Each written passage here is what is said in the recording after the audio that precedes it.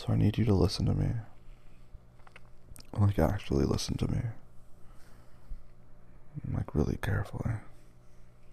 Okay?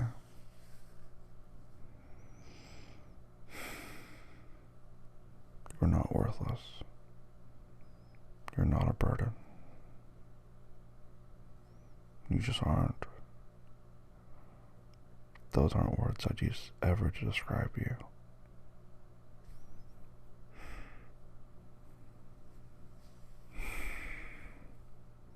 I know you've been feeling like that lately. I know things in life have made you feel worthless or like a burden or not good enough. But you are. You are worth so much.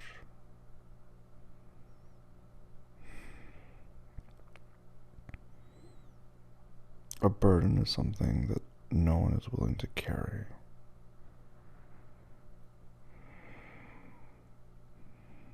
But the thing is, people want to carry you. People do want to lift you up.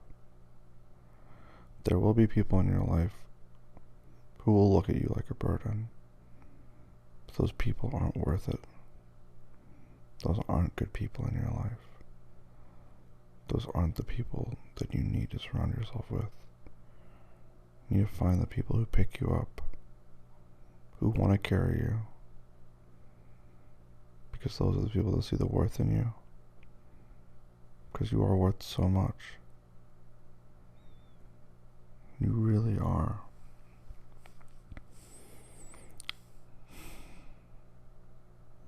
We definitely struggle the most to see the value in ourselves. I struggle with it too. I struggle with it all the time. So often I look in the mirror and I don't see value.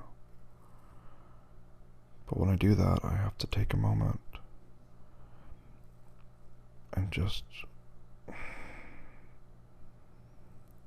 find the strength that's there. I know it's there. I know it's there for you too.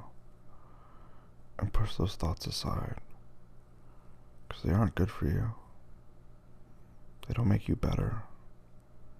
They bring you down. They hurt you. There's so many things in our lives that will hurt us. We don't need to be one more of those things.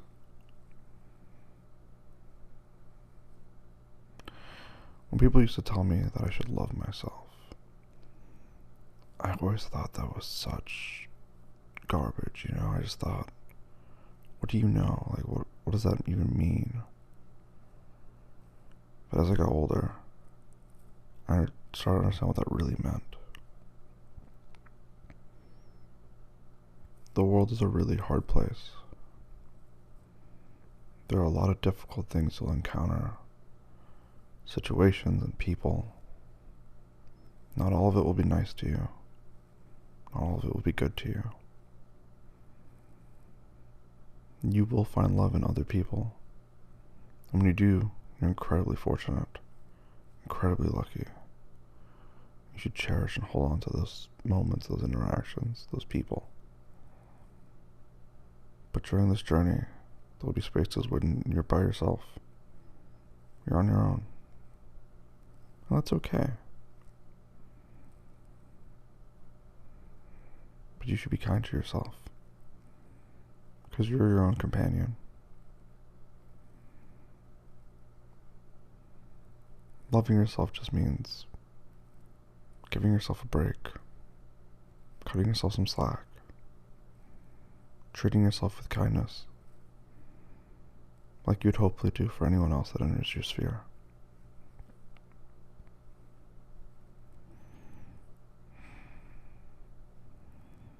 Self-love is definitely one of the hardest things you can do, but definitely one of the most important.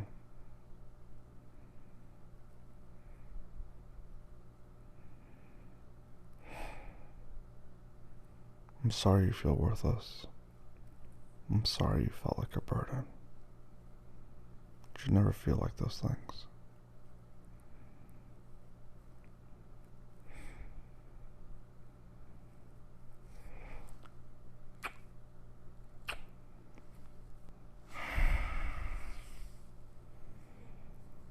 it sounds cheesy and cliche, especially now. This phrase has been used so many times over and over and over again. It's true. It is a simpler it too shall pass. It will get better. It will. It definitely will. I remember long ago, I went to a therapist for my depression. And we had so many sessions, we just went back and forth. We talked about going on meds, we talked about all these different things, and at the end of all of it, I think near the end when I stopped seeing him, some of the last stuff he told me was, you need to fake it till you make it. I didn't really understand exactly what he meant back then, but I think I get it more so now. Mostly because I was young and didn't take advice with the same, I say urgency, but that's not the word. Gravity, perhaps, that I do now. But he was right. It takes 30 days for a habit to solidify. And when he said fake it till you make it, he wasn't just saying pretend to be happy, but try to find joy. Reminds me of the story of the man with the mask. I know a lot of analogies back to back to back, but I think that's a really powerful story. I remember I was really young when I heard it the first time. I'll tell it to you now. So long ago, in an ancient kingdom, there was a princess of a very rich king. When the princess reached marrying age, the king decided she needed to find a suitor, and whoever would marry her would become king. Obviously, men from around the world came flocking to marry this princess. In that very kingdom there was a man, a thief. His face horribly scarred and beaten because of the rough and tumble life he lived, but also because of all the acts of horrible cruelty he inflicted, and his face mirrored that. He too wanted to, court the princess, but he realized if she took one look at him, she would know his character. And so he went to the greatest mask maker in the city and presented him all the gold that he had accrued from stealing and murder. The mask maker made him the purest mask of the purest face, and he put it on, and he joined the line of suitors to the castle. So, all the suitors gathered in the castle walls, and the princess walked down the rows and rows, determining who she may pick. And then she stumbled upon the thief and saw his face, and on his face she saw the purest man that she'd ever saw. So she selected him. But, as per custom in this kingdom, there's a year of courting before you can marry. So the thief had to put out that air of goodness, that air of purity that was present on his face. He had to be unbelievably kind and gentle and sweet. And he did so for an entire year.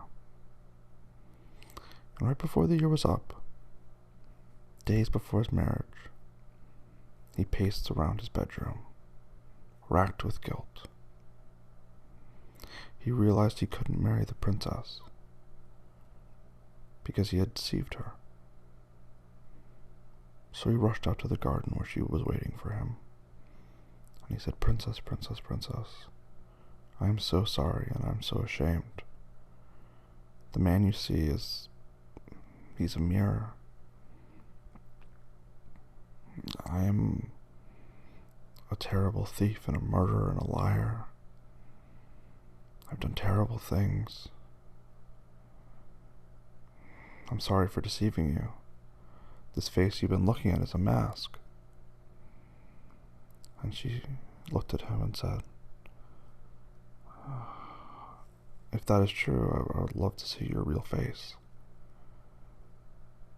And so hesitantly, the thief took off his mask. And behind his mask, the princess gasped. Why would you make a mask that mirrored your face? The thief ran to the nearby pond and looked at his reflection. His face now mirrored the mask. He had been so good, so gentle, so kind, and so pure for this entire year. His face echoed that now. The following day they were wed. And from that day forward, he continued acting nobly and gently and kind.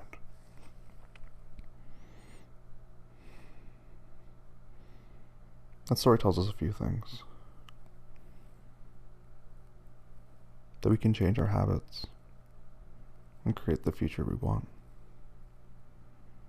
And also that the past doesn't have to define us. We can still forge on and make our own future. I hope that helps. I hope it brings some solace.